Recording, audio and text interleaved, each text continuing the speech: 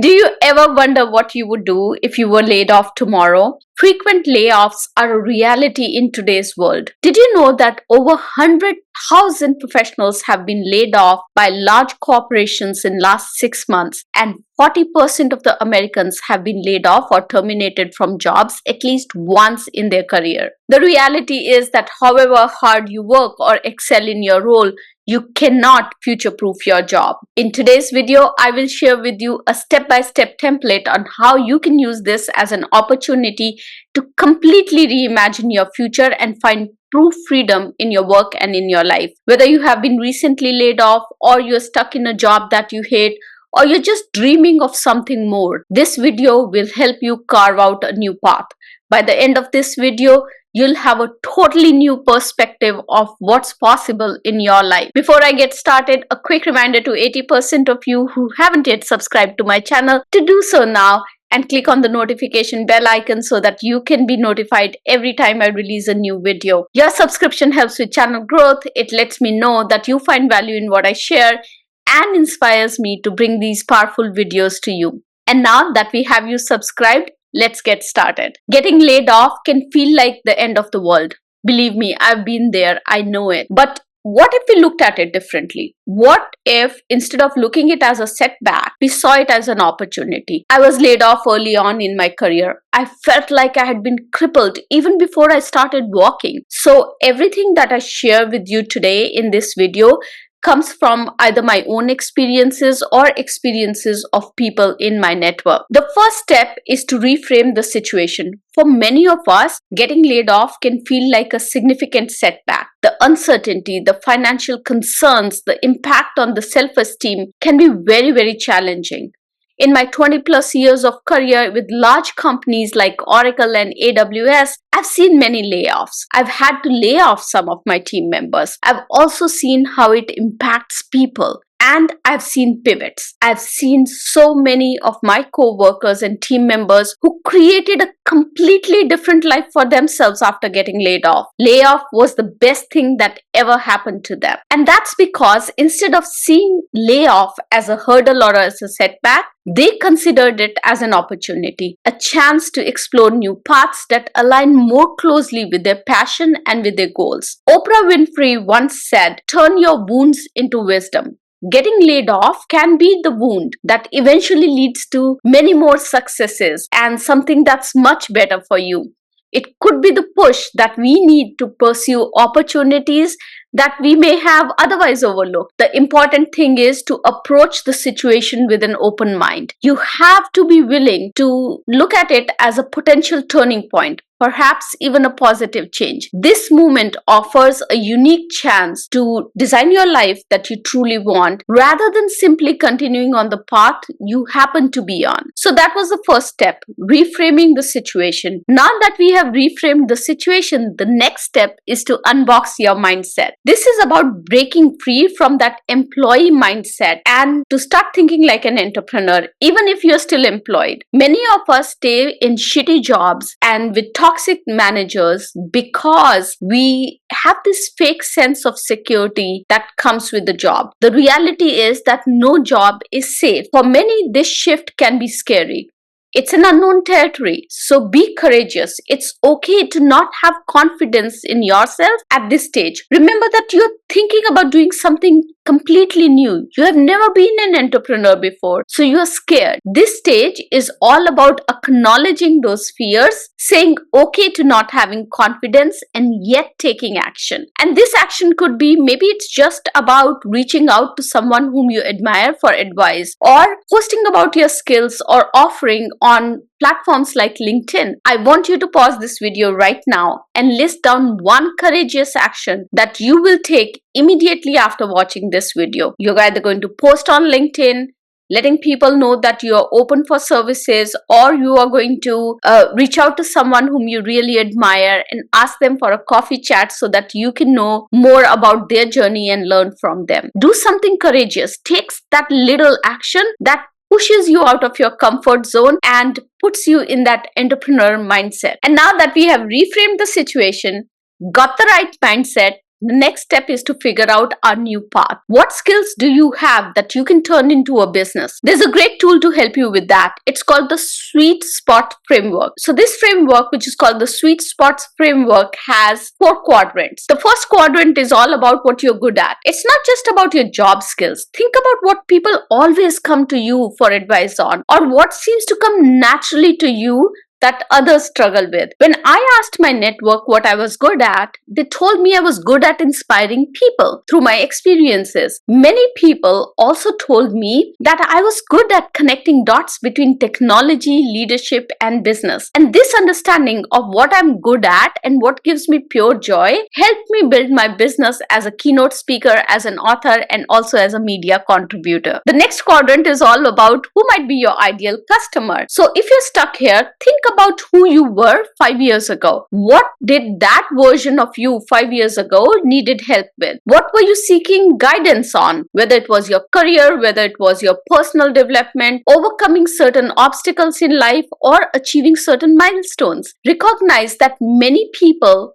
who might be your ideal customer would be currently in the position that you were 5 years ago. They might share similar needs or aspirations or struggles that you had 5 years ago. Your ideal customer could be someone who is navigating the same journey that you once did. They might need the same type of support, advice, or resources that helped you grow. By reflecting on your own experiences, on your own journey, you can emphasize with your audience, making it easier to create content, product, or services that resonate with your ideal customer and serves them effectively. Now let's talk about the third quadrant in this sweet spot framework. The third quadrant is all about where are people spending money these days. It's so important because it validates that there is a market for what you want to do. Look at other people who have offerings that you are planning. How much are they charging for those services? Who are the people who buy their services? I have so many people get nervous about the fact that there are too many players in the area where they want to start business. I always tell them that this is a good problem to have because you now know that there is market for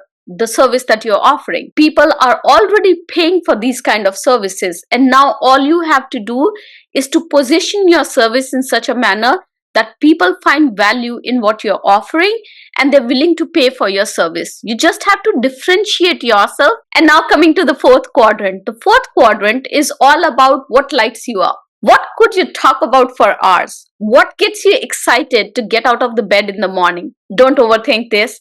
Just write down what comes to mind. This is your starting point for reimagining your future. I've seen so many people get stuck at this step because they feel like they really first need to discover what they're passionate about or find their passion before they can get started. The trick here is to just think about what gets you excited and try it out. You're just trying out at this stage. Remember that whatever you're going to create at this stage, whatever business offering you're going to put out there in the market is going to be an experiment. You'll have an opportunity to evolve it over a period of time. So don't get stuck in trying to figure out what you're passionate about. Rather, pick up something that excites you at this point and just move forward with it. All right, so now you have some direction. We have a plan. Let's talk about taking action. It's all about taking that first small step. At this stage, it's not about making millions of dollars overnight or quitting your job tomorrow if you still have a job. This is about testing out that your idea is a viable idea and is going to generate income for you. It's also about refining your offering. I've seen so many people who start their business with one offering and then they test it out in the market, and as they bring it to their audience and customers, they realize that they need to evolve that idea. That's why starting small helps you. Let me give you an example of one of my co-workers who got laid off and decided to pivot. Now, this co-worker of mine, she was great at crocheting. She enjoyed it and she created an Instagram page and started putting pictures of her crocheted flowers and started selling those crocheted flowers by the stem. I think she was charging like $10 per stem. Now soon she realized that there were many people who were actually interested in the templates that she was using and wanted to learn how to use those templates to crochet their own flowers. And this led her to creating online courses on how to crochet and also build a digital business around crochet templates. She started small with an Instagram page and just a Venmo account. No website, no marketing funnel. But she was able to scale her business within a few months, from selling those crocheted flowers for $10 a stem to selling online courses and digital products, which now helps her make over $10,000 every single month. And this coworker of mine was a QA lead. She picked something that gave her joy and made a whole business out of it. I share this story because it's such an inspiring story. It shows that the pivot is possible at any age and with any background. Now, she was into technology, she was not into crocheting, and yet she took something that gave her joy and made a business out of it. So whether you are just starting out or have been in the workforce for decades, you can make this pivot too. At this stage, I want to address the elephant in the room: fear and self-doubt. These feelings are totally normal. We're making a big change. We've never done this before, but we cannot let that fear hold us back. I think it's so important to remember that everyone starts as a beginner. Even the most successful people whom we see today started off somewhere and they were beginners. And they had the same fears that we had. They had the same self-doubt, and yet they decided to move forward. They decided to take action. Now, another thing to remember in this whole game is that your unique perspective is actually your superpower. You might think, oh, there's so many people who are doing the same kind of stuff that I want to do, but none of them are you. None of them have the same life experiences, skills, or personality that you have. So your uniqueness is your superpower and you have to learn how to leverage it. So instead of comparing yourselves to others, focus on what makes you unique. What can you bring to the table that nobody else can? And that's where your true value lies. Remember that every point in our life provides us opportunities. It is up to us to say yes and move forward with those opportunities. You are just one decision away from having a completely different life.